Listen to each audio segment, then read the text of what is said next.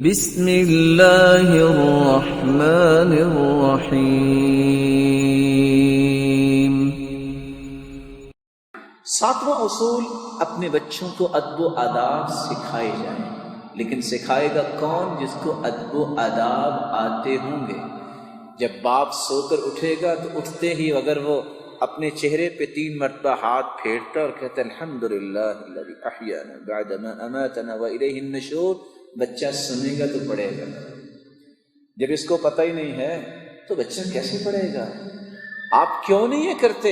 بچے کو اٹھاتے وقت بھی یہ کریں، بیٹا اٹھو الحمدللہ الذی احیانا بعد ما اماتنا والیہ النشور، اس کو سمجھ آئے کہ اٹھتے وقت یہی پڑھنا ہے۔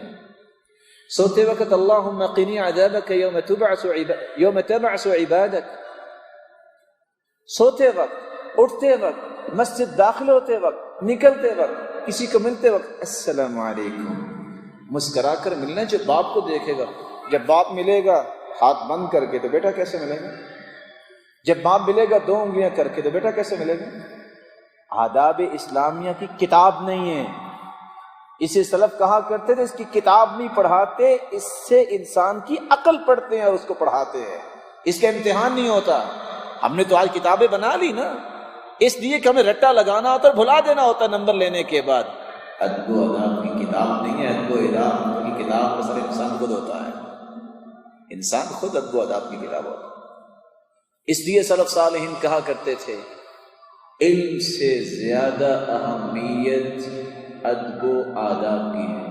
چھوٹا سا بچہ ہے، کتنی عمر ہے اس کی؟ 5 سال۔ عمرو بن ابی سلمہ کھانا کھانے بیٹھا ہے، کبھی ہاتھ ادھر جاتا ہے کبھی ادھر جاتا ہے۔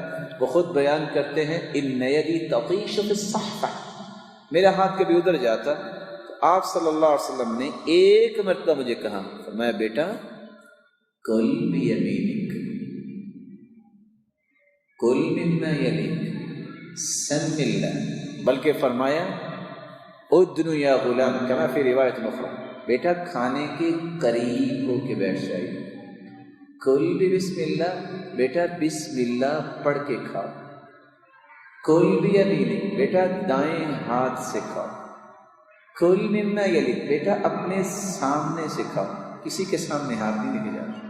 فرماتے ہیں میری زندگی گزر گئی ہے، فلم یزل طعمتی بعد، آج تک میں نے ان اصولوں کی مخالفت نہیں کی۔ یا